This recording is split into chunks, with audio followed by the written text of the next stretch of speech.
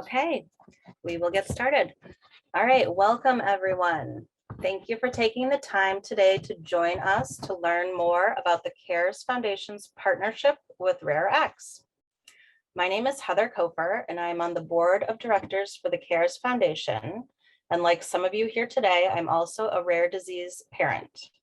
My son Porter, who just turned 10, was diagnosed with a KDM5C genetic variant in 2015 when he was 2 years old. As many of you know, the KARES Foundation was just formed last year in May of 2022, so less than a year ago. The mission of the KARES Foundation is to improve the lives of those affected by KDM5C genetic variants through advocacy, research, education, and support for affected individuals and families. We envision a world where patients and families affected by KDM5C genetic variants are able to achieve their highest attainable health in order to thrive in their communities. Collecting data is an essential first step on a rare disease journey and an important way for patients and their caregivers to contribute. As part of this initiative, we are excited that the KARES Foundation has chosen to partner with RareX to build a data collection program for KDM5C families. This program will allow researchers from around the world access to standardized and de-identified patient data to accelerate research and target potential therapeutic treatments. Today with us, we have Tom Hume from RareX. I'll pass it over to Tom so he can tell us more about RareX and walk us through the process of setting up our KDM5C DCP. Great, thanks so much, Heather. And hats off to you and everybody on this call because just a little background on me. So I do marketing. I've done marketing my whole career with a lot of household name type companies. But in sort of my later career now, I'm dedicating more of my time to rare disease. And part of that is because I'm no stranger to rare disease. 20 years ago, my son Parker was diagnosed with juvenile dermatomyositis. This is in the autoimmune space. And so just like you guys a year ago, we did 20 years ago, we started a foundation called the KARES Foundation. And so I've seen we've had some success over time. It took us many, many years, though, to get to the point where we were working with researchers and starting to do research. In those 20 years, we've done a good job. We've raised about 17 million for research, but still, had we had something like RareX 20 years ago, we'd be so much further along than we are today. So what is RareX? So RareX itself, it's a program of Global Genes. The irony of it is Global Genes was started by Nicole Boyce almost 20 years ago too. That's how I knew Nicole from way back. And in 2020, she left Global Genes, still on board of Global Genes, but left to start this project called RareX and created it as its own nonprofit. And really, the whole reason was to just show proof of concept and assure that this, what we are building out would work and it wouldn't distract from the mission of Global Genes itself. So then beginning January this year, we've merged back with Global Genes. So RareX is now a program of Global Genes, which is perfect because it rounds out a lot of the other services Global Genes provides the rare community and rare patient advocacy organizations. So RareX itself, though, it's a platform to collect, connect, and share data. That's all it is, simply. We are not a replacement for any other research that you might be doing. In fact, other researchers sometimes find having participation in RareX and their own trials or their own natural history studies good because it's validating, it's more data, it's more information.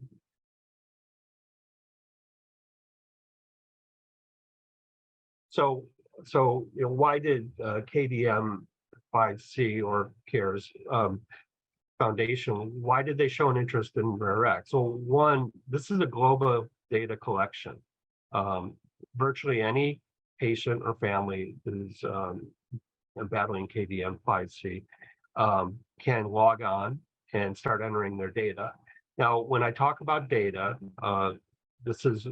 it's what's often called a natural history study. It's basically information about the journey with the disease.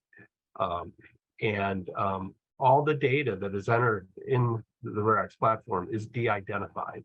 So that means you would see it through your own dashboard for yourself, but no researcher will see the name and have identification information of the person's data unless you opt to have them connect with you later, and I'll explain that.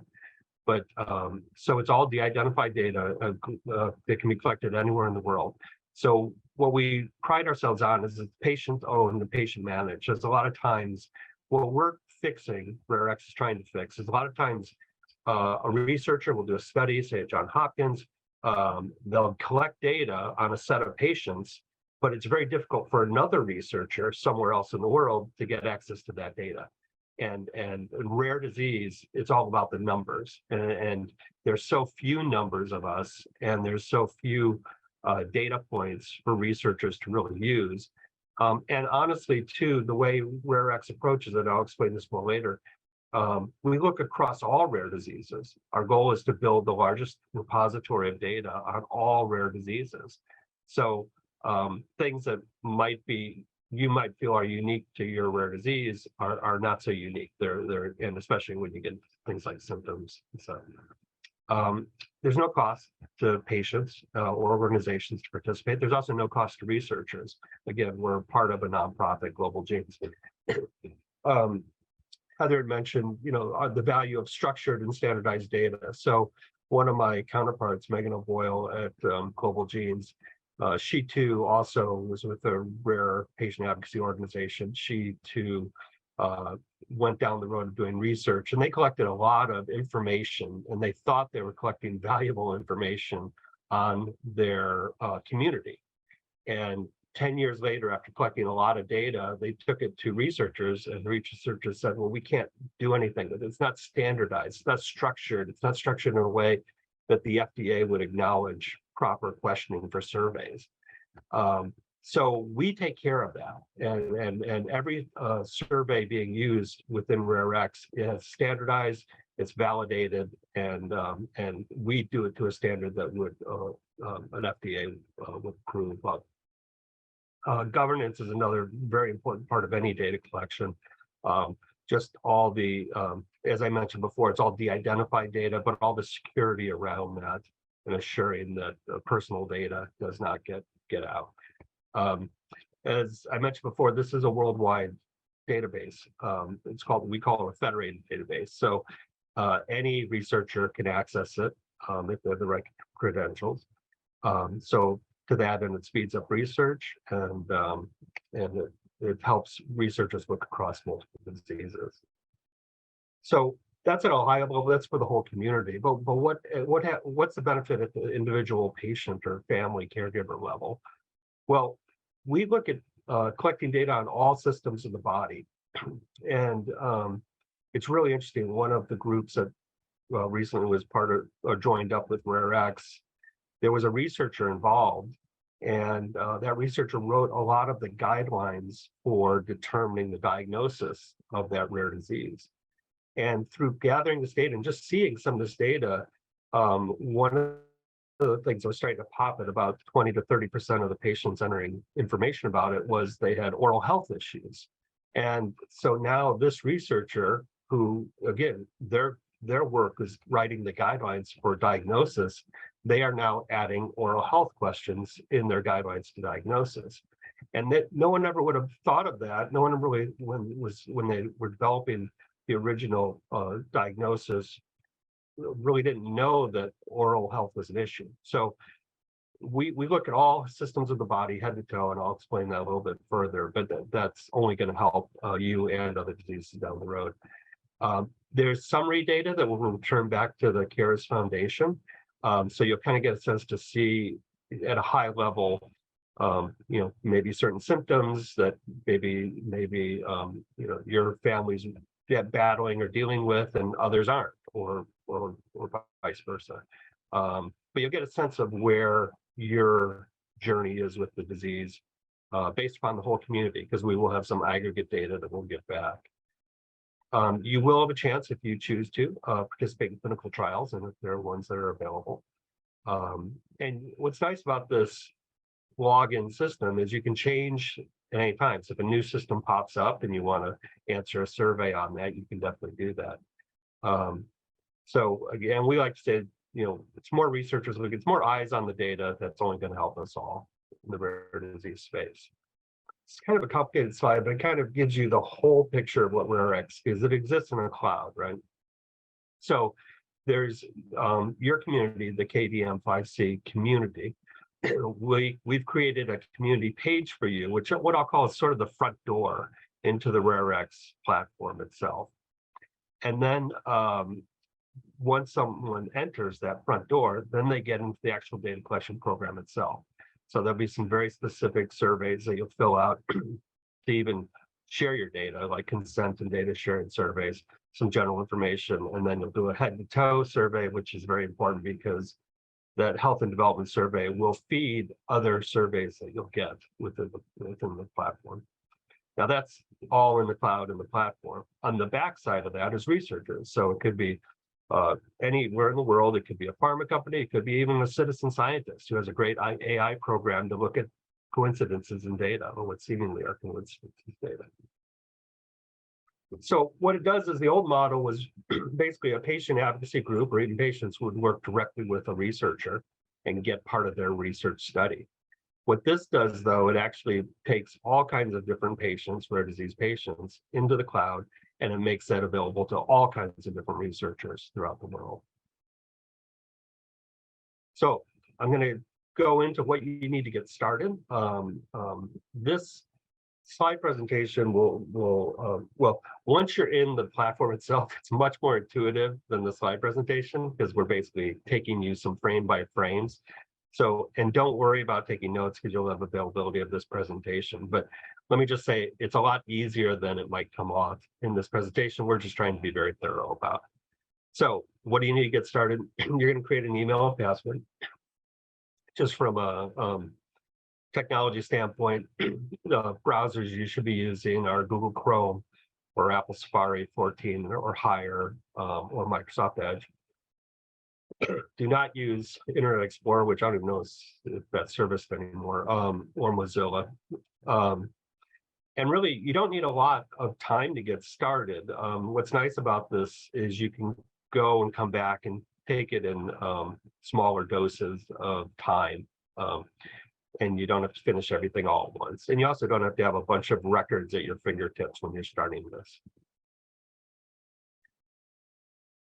So essentially what you're going to do is you're going to come in through that community page, front door. You're going to basically get an ID and a password, two-step verification, pretty common. You'll fill out a patient consent. We can't, the data, nobody can even do anything with the data until you do a consent to it. And then what your data sharing preferences are, and this is what's very unique about RareX, and we allow you to almost pick the type of researcher that could actually see your data. And then you get into the actual surveys themselves. So KARES has actually done a great job of helping to promote this. You can go to the website and you can get a link right to the front door or the community page, which I talked about.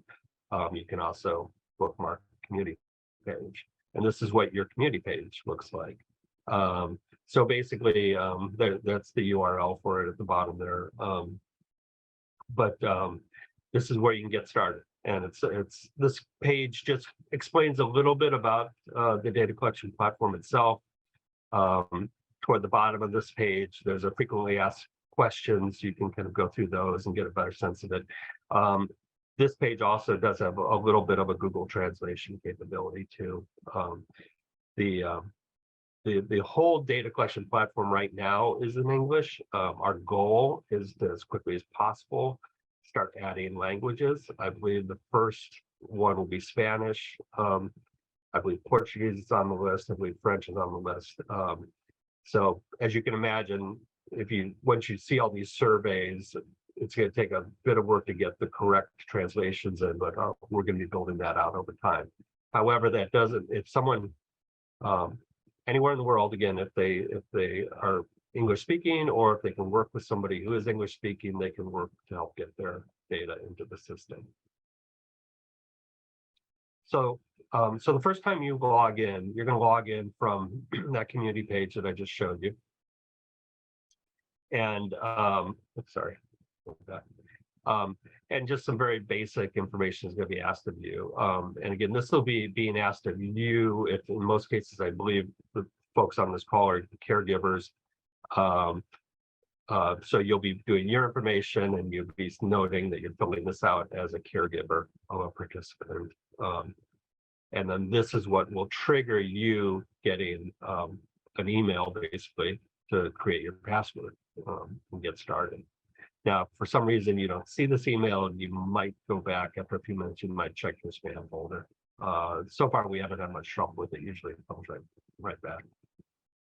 And then you're going to go through what's sort of, it's very common now, very two-step verification.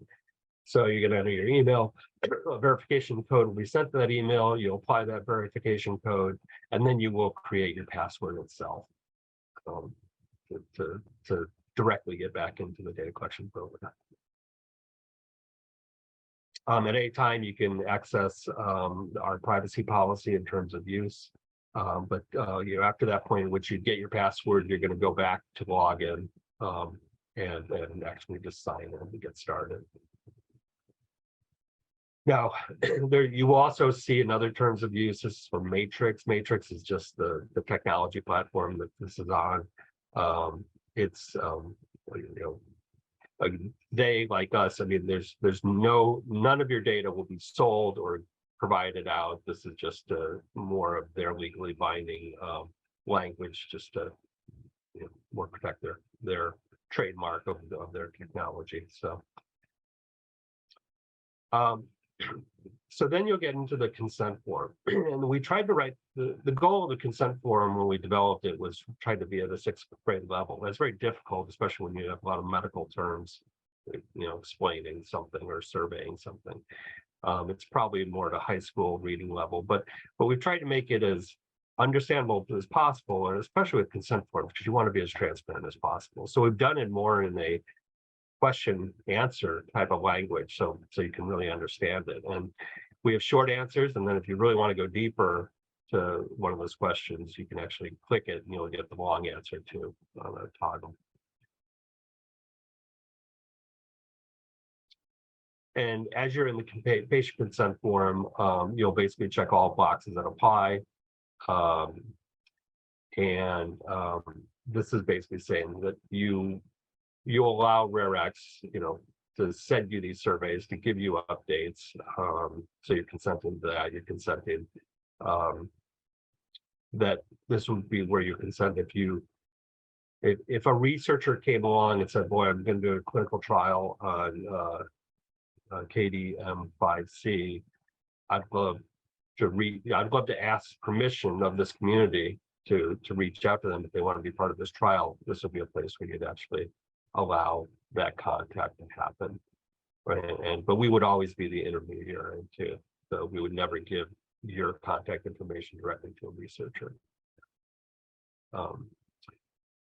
Again, if you're the caregiver, be sure that you fill out, and you will do this. This will be a natural thing, but you'll be filling out for yourself first as a caregiver, and then if you're doing it for, say, a child or something, then you fill out their detailed information too.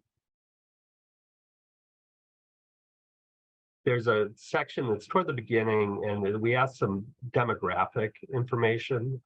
This is a little bit more from our purposes, just understanding the countries that people are participating from, the states.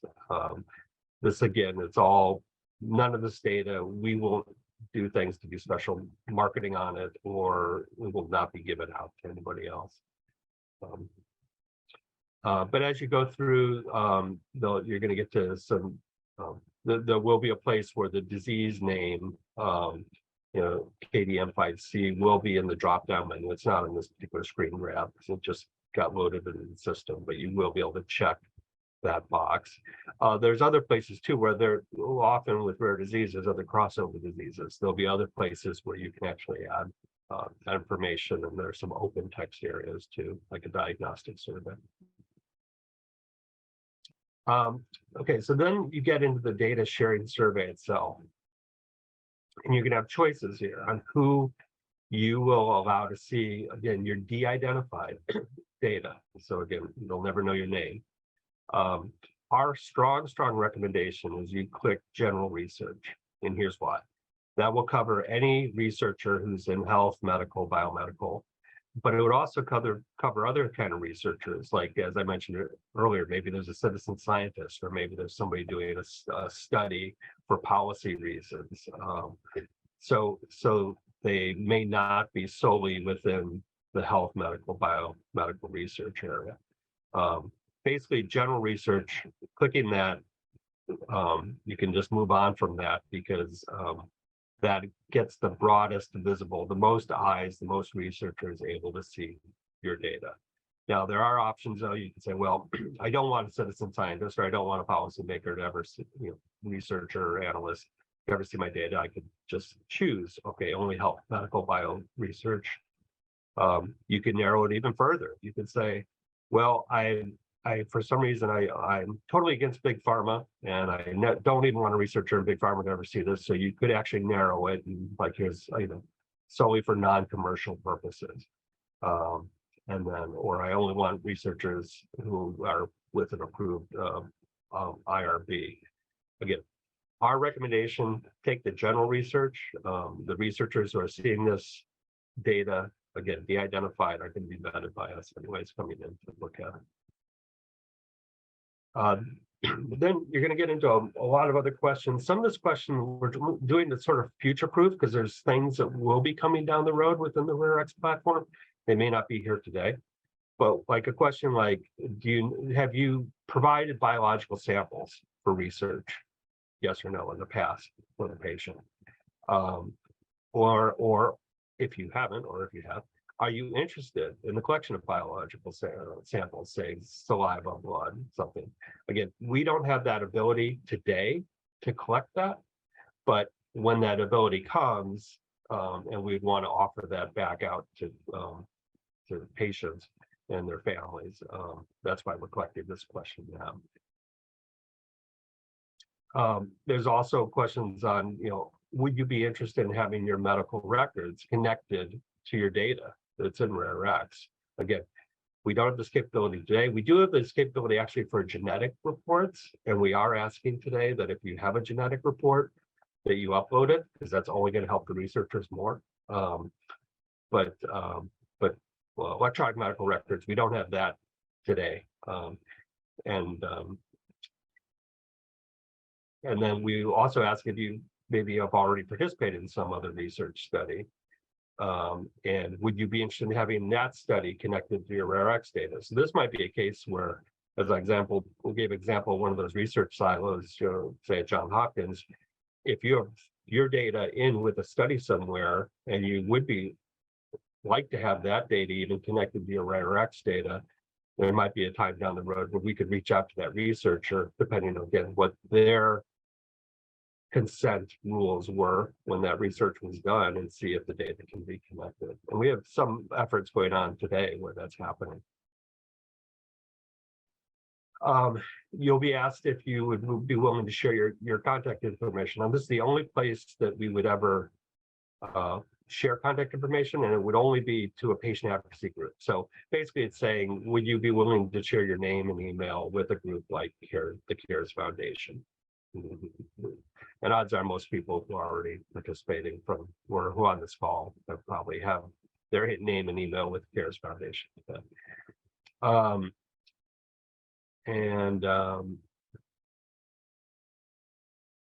Yeah, and so the other thing too is, as I mentioned before, we will give some aggregate data back to the Heathers of the world that for the whole community. And so basically, again, you're never identified specifically as who you are, but if you want to be part of that aggregate data to say, well, of the KDM5C community, they're in these countries, or they're, have these particular symptoms that predominant, or that type of thing. that's the kind of aggregate data we'd share back, and you can agree to that. As I was kind of going through, as you start this, you're the caregiver. You first do this approval and this consenting as a caregiver, and then you will begin to add a patient. You'll notice that in the upper left, the caregiver's name, this is just an example, was Brittany Lane, and now Brittany is going to start adding a patient to the, this is the dashboard itself. So as I mentioned, you'll see the button to add a patient after that first point at which consent is already filled out. And this is also important just for navigation. So you can always kind of see where you are in the dashboard. So in this case, the caregiver's name is Marilyn Lucas. However, they're viewing the data or the surveys for Macy Lucas. In this case, Macy is the patient himself.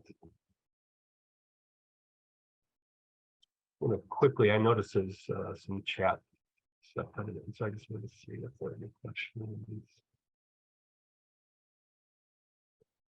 right now.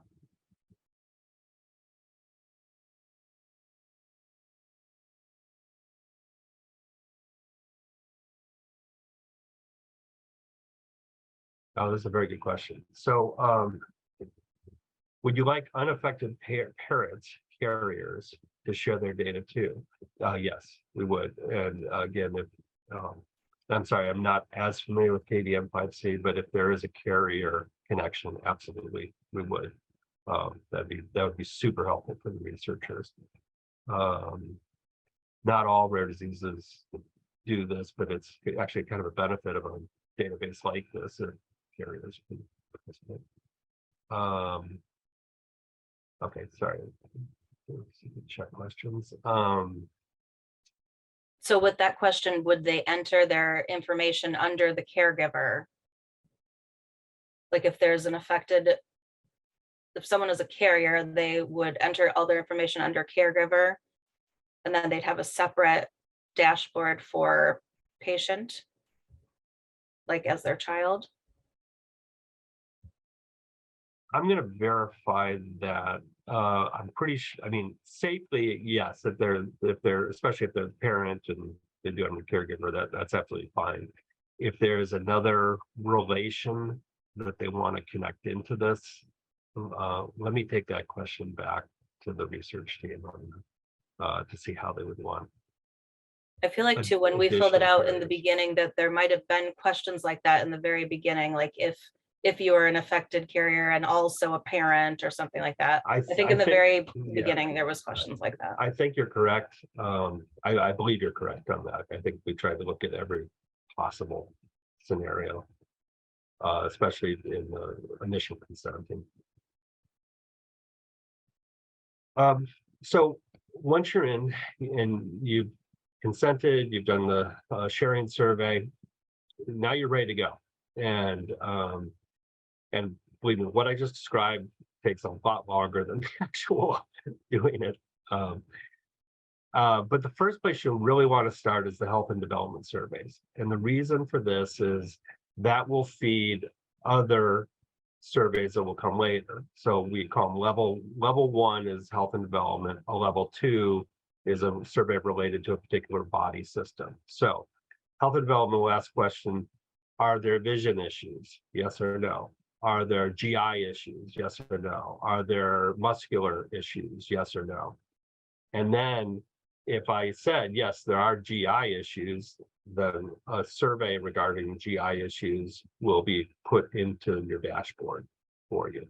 So if you say, for example, there are no hearing issues, you're not going to get a survey about hearing issues. So now if symptoms change and there are later become hearing issues, and you say yes, you'll start getting those surveys too. And you'll be notified when new surveys come related to things that you checked off on your health and development survey. So long and short, do this one first because it queues up everything else. Now you'll also notice on the to the right, we approximate some time it takes to do these surveys. It's very generous or very conservative, depending on how you want to look at it. Basically, well, the time list here is much longer than most people find it takes to answer those surveys. And we even show the number of questions. Now, 43 questions sounds like a lot of questions, but it's all yes or no, yes or no, yes or no. So what's nice about this is, once you've done the health and development and you want to go back and do another survey, you can do it from anywhere. You can do it waiting in line for a coffee. You could, so you could steal little blocks of time and take a little more control over the disease and enter some of your data. Other surveys that are really helpful that aren't necessarily a level 2 prompt, but a diagnostic survey. That's another very good one to fill in. And it has a lot of more open text areas too, where you can list things about the diagnostic.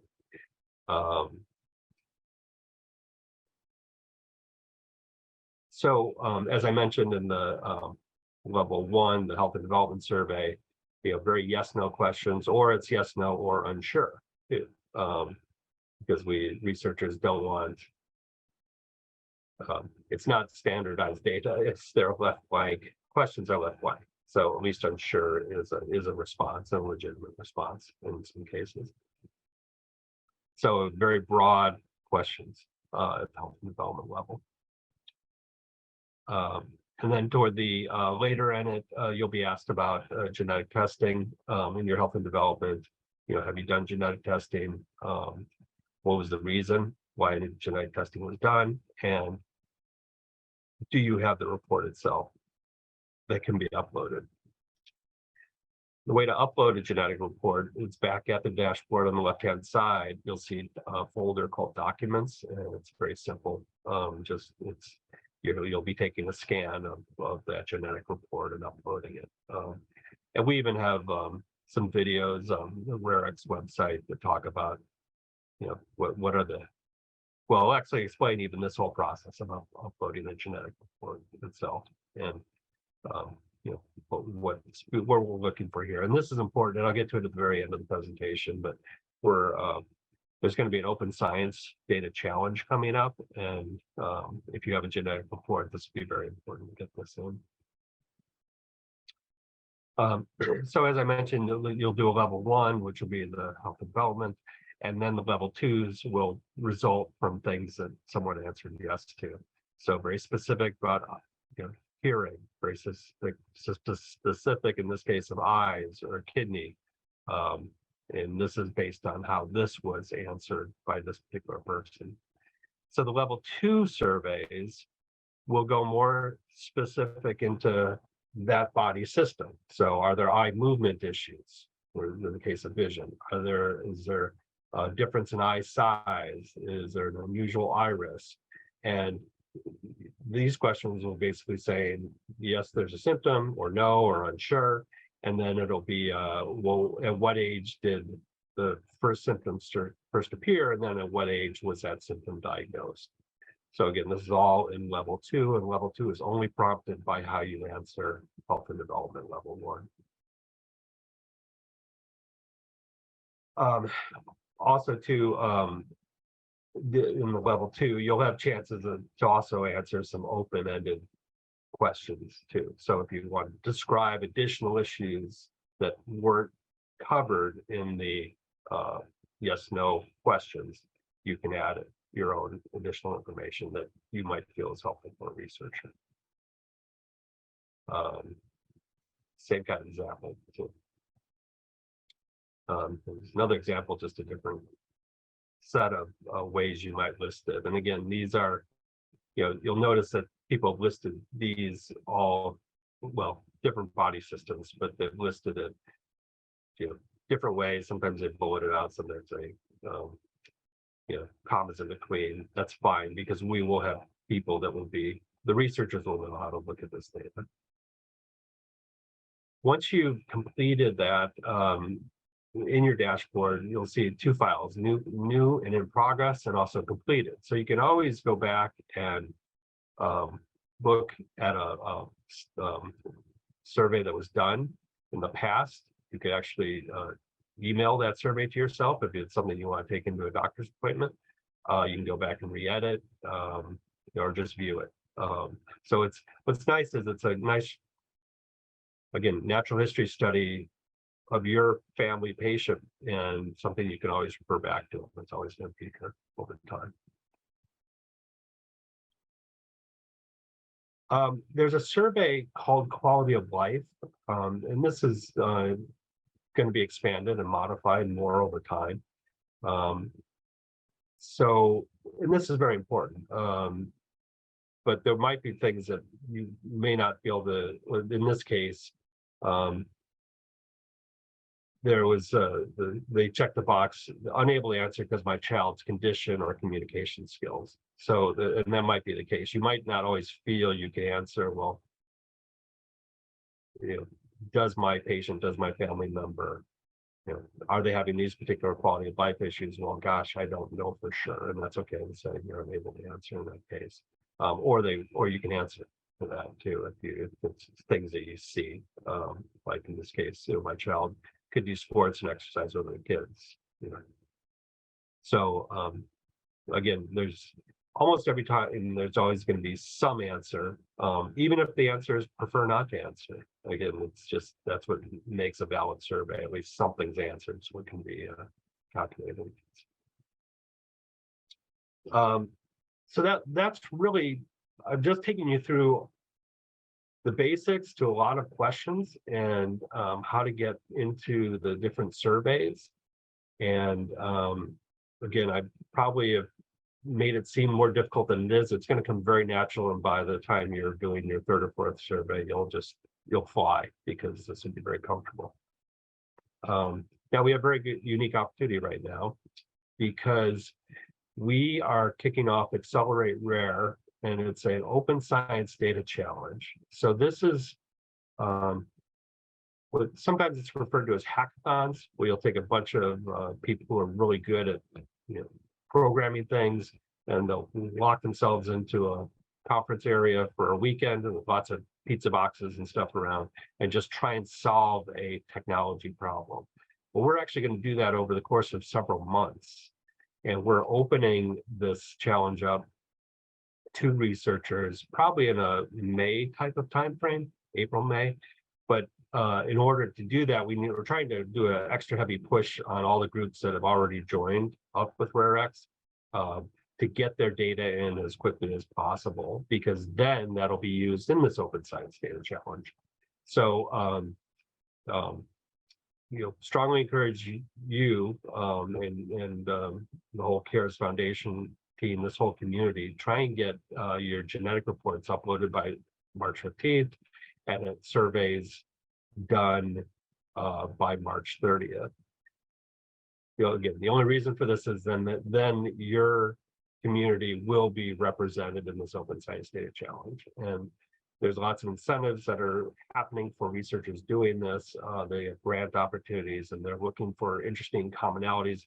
And again, they may not come up with something very specific to KDM5C, but they might find something across several diseases that might be, say, a better solution or better predictors for seizures, or some other thing that that might be a symptom. So strongly encourage everyone to participate in this, because and we'll do more of these over time, but this is our first one.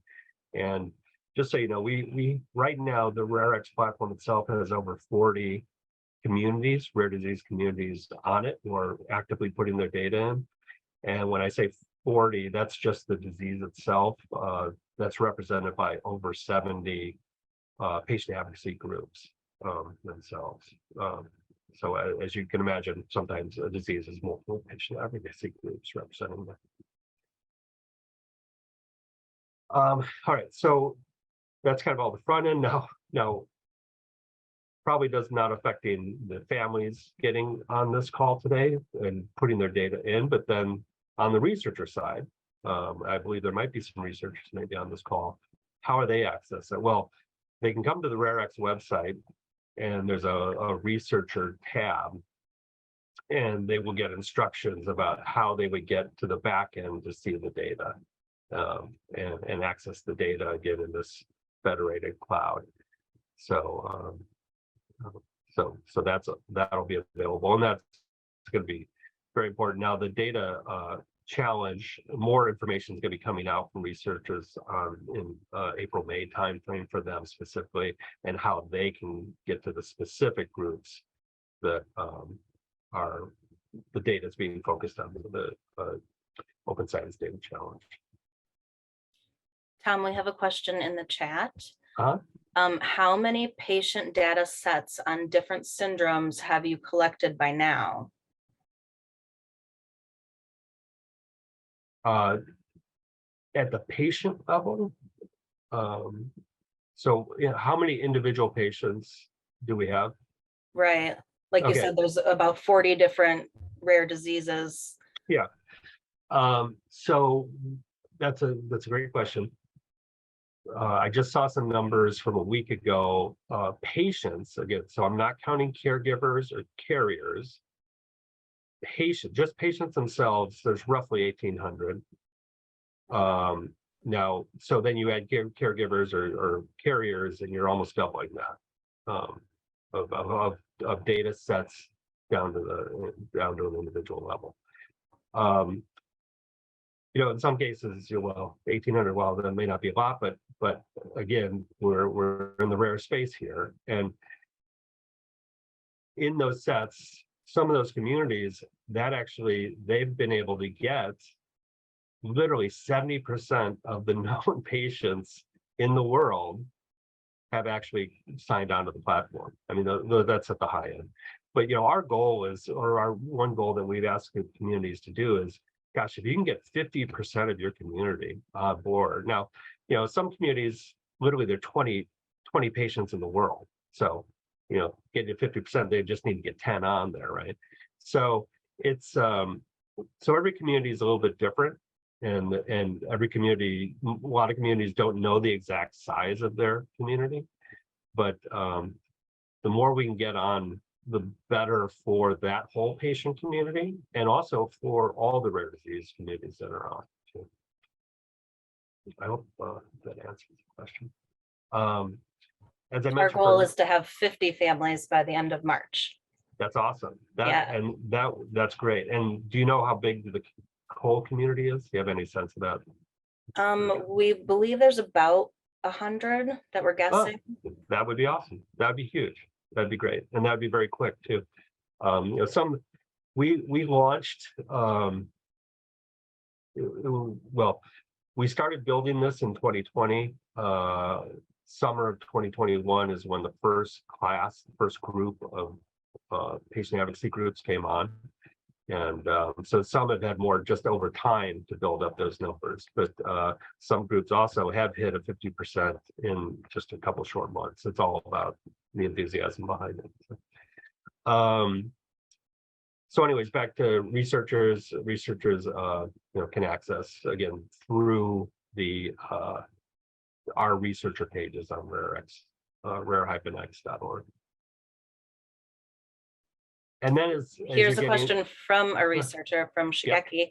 Okay. When approximately will RareX have capacity to collect biological samples and provide the samples for researchers? I don't know that answer. Our first step is the easier leap is obviously genetic reports, and even those genetic reports are all curated. So any identified data, because we make everything de-identified data, has to be stripped out of those. I believe there is one group that they are looking at doing some biological samples, but I just don't have a lot of details on that. I suspect probably within the next 2 years, I would think. Okay. Thank you so much. Yeah. So, as a participant, if there are any technical issues along the way, or you're having trouble, just or even forgot a password, whatever, you can always email rarexsupport@globalgenes.org, and if you have questions along the way. Let me click back over to chat. Let's see if these are other questions. Yeah, so that's really it. So yeah, I'm open. Now you could feel free to raise a hand or put it in chat or any other questions that you have for me.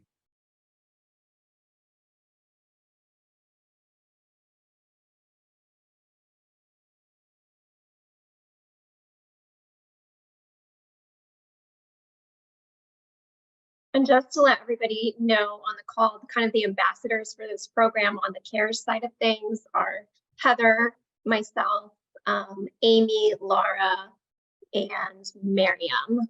So if you have any trouble as you're enrolling, one of us, reach out to one of us and we're happy to jump on or to help you troubleshoot things as you're getting enrolled and going through the surveys. But I found the interface very friendly to interact with. So hopefully you guys find it an easy process and it doesn't take too long to do those level 1 surveys and pop your genetic report on there. So we would love to have everyone participate as soon as possible. It's our one rare disease day ask is that everybody hop on and get enrolled so that we can get this program growing.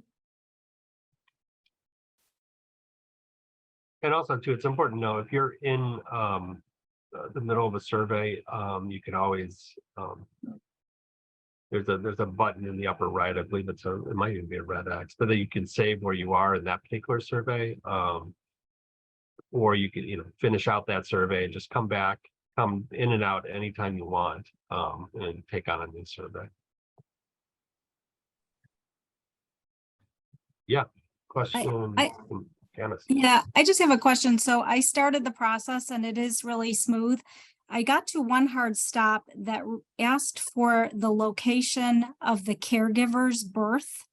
And I wondered if that was necessary or if that could have a hard stop to prefer not to answer like some of the other things that people might not want to answer. I can't remember if that was an open question, right? It was a hard stop, like you couldn't move forward Okay. unless you put your own, or the caregiver's location of birth.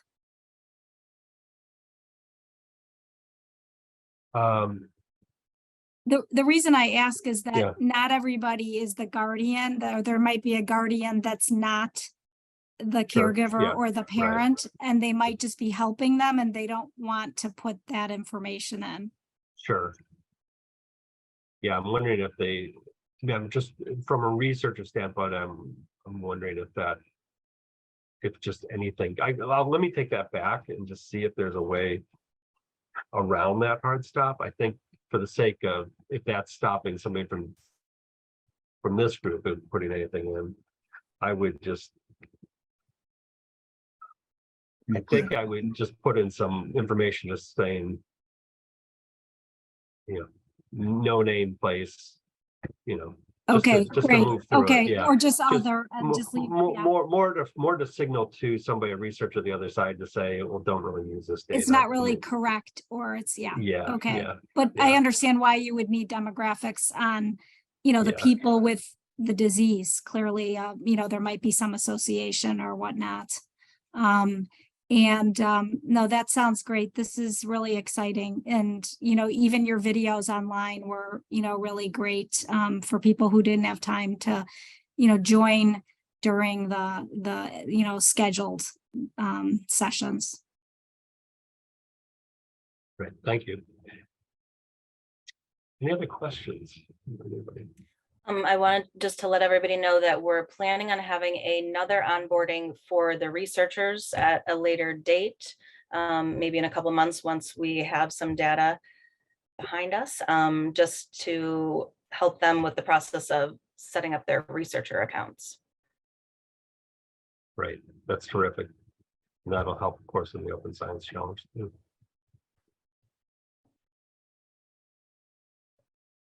All right, well, last chance. And actually not the last chance. If you have questions along the way, again, RareX support at globalgenes.org. Please, send in questions if you you feel like you're hitting a brick wall on any of this stuff. We have a contact address to you, to Tom. Can we email you or? If it's a support question, I would go to that RareX at support Global Genes. Yeah, I would go there first. Okay, sure.